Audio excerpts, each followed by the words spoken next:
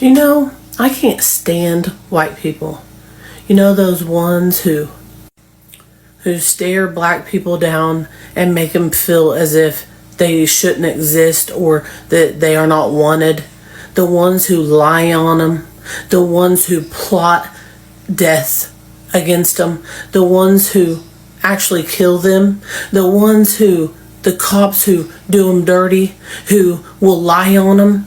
All these white people who's going to lie on the black people, and guess who the police is going to believe? Guess who the government's going to believe? It's going to believe these fake, nasty, demented, racist white people. It's always going to believe them. So it doesn't matter what you say. Even though they don't have proof, they have no proof or evidence of anything that they've done, they still get treated wrongly. Those white people who kicks you out of the restaurant and says that you're not allowed to be there. Hello family, welcome once again to another episode on my YouTube channel. I'm Marvin, for those who don't know my identity. And if it's your first time watching my channel, feel free to hit the subscribe icon and follow my page. If you feel my videos are educative, kindly share to your family and friends. Racism has always been a big problem amongst black Americans. They are mistreated, being called awkward names. On this episode, I'll be discussing what really spreads racism, its implication, and how it brings hatred among black Americans and white Americans. Racism needs to end. It starts majorly from white Americans.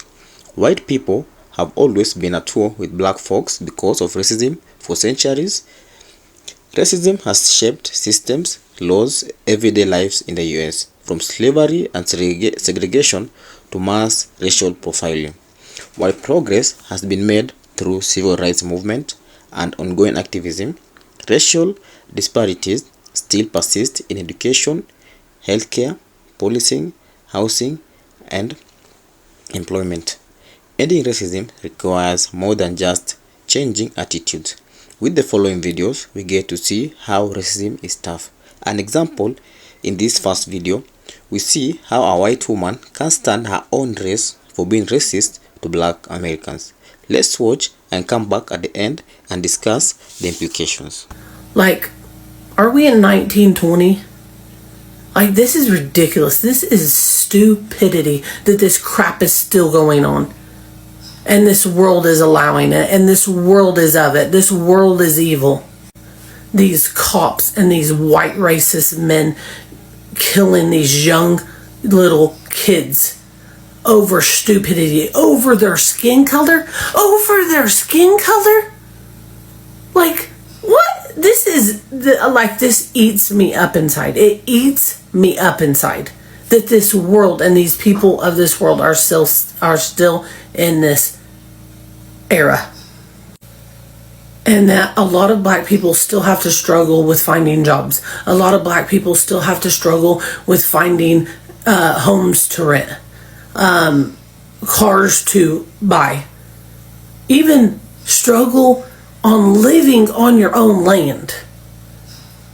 White people are still messing with black people because their skin is a little darker. Are you gonna cry about it? Are you gonna cry about it, white people?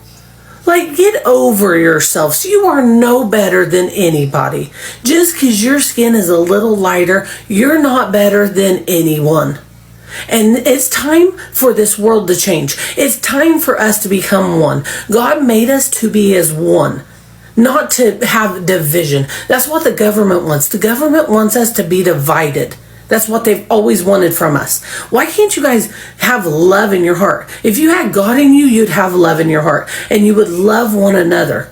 And we could be as one and love each other, help each other. That's what we are meant to do. We are meant to help one another and make it to heaven. So you nasty, racist white people need to get off your high horse and grow the flip up. I usually mind my business, but I keep getting a lot of comments saying, "You're always talking about racism." Well, shit, why that black man just get lynched in the street in New York a couple weeks ago? I wouldn't have to keep talking about this shit if y'all motherfuckers stop being racist. Like, I don't understand. Like, why y'all think that I'm gonna stop talking about racism and y'all still actively being racist? A black man was lynched.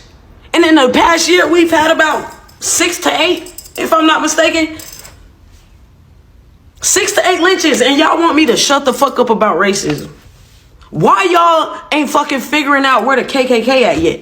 Why the fuck y'all ain't did that shit yet? Y'all want us to be quiet, but the shit's still happening. I don't understand. Everybody mad at black people for still saying, hey, y'all still racist. Y'all trying to sweep shit under the rug, but y'all still fucking racist. And let's not mention about 300 bodies they found behind a prison down there in fucking Alabama. 300 black people buried. They families not notified. Nothing. But y'all want me to shut the fuck up about racism? Nah, I ain't gonna be quiet. I ain't gonna never be quiet. When y'all stop doing the shit y'all be doing, then I'll be quiet. Until then, I'm talking, bitch. And you can't shut me the fuck up, ho. None of y'all can't shut me the fuck up. I'ma keep talking. I'ma keep talking, bro. On everything. And everybody's like, oh, you still talking about this shit in 2025? This shit's still going on in 2025, bitch. The fuck? When y'all stop being fucking racist, we can stop talking about racism. Fair? The fuck? You know, lately, I noticed a lot of people have been, like, outwardly racist. And, like, it just reminded me how much I hate racism. But it's not, like, for the reasons other people do. Like, I hate racism because how dumb it is.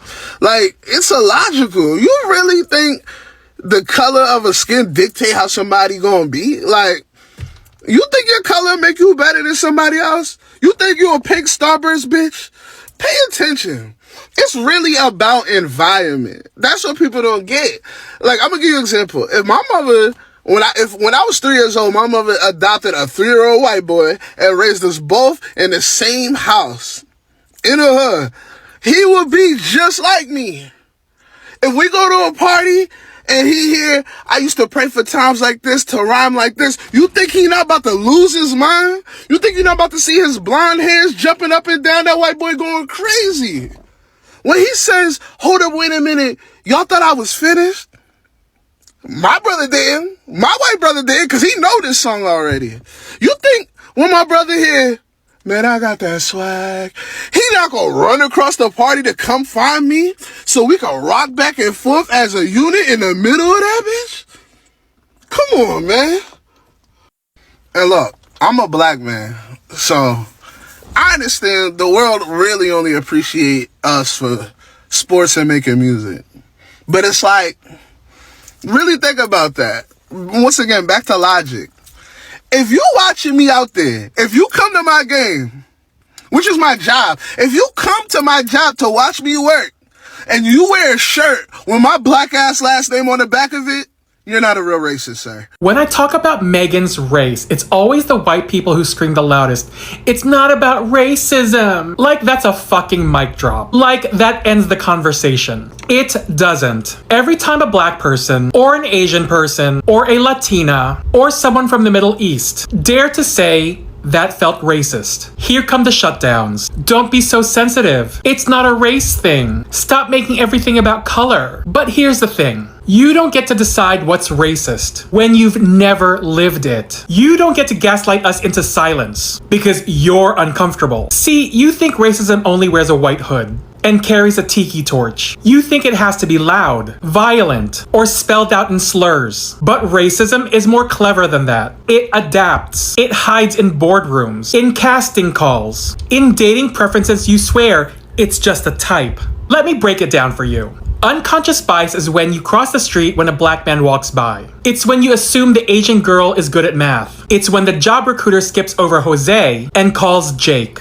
It's not always loud, but it's real. Microaggression is death by 1,000 paper cuts. It's you don't sound black. It's what are you? It's touching black people's hair without permission. It's mispronouncing our names and not caring enough to learn them. It's assuming we're the assistant, not the boss, and then telling us we're angry when we speak up. These things don't happen in isolation. They stack. So no, Maybe you didn't use a slur. But if you dismiss someone's lived experience because it didn't match your perception of what racism looks like, you're still complicit. And here's the truth. If you're more offended by being called racist than by actually doing something racist, you're protecting your ego, not people of color. You want help? Start by listening.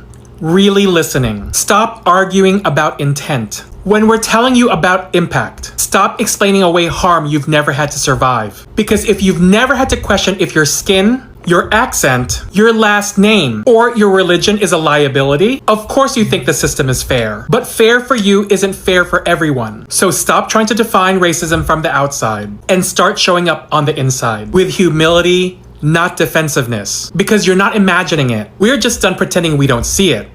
If you want to defeat racism, you have to stop thinking of it as a political problem and start thinking of it as a psychological problem. I grew up in apartheid South Africa, and as a result, I've developed a lifelong obsession with understanding the root causes of racism. If you ask a psychologist to understand the root causes of somebody's pathological behavior, they'll often start by looking at the contradictions and the paradoxes. When does somebody's stated values not align with the way that they're actually behaving? When does somebody's idea of themselves not actually match up with the way that other people are experiencing them? One thing I never understood about the racism in South Africa was why the hatred? Because you could believe that another race of people is less intelligent than your race, or less hardworking than your race, or not as clean as your race, without hating them. Why do you have to hate them for things that they can't help? And of course the answer is quite simple. The hatred comes first, and the justification comes later. This is the psychologist Carl Jung's model of the human psyche.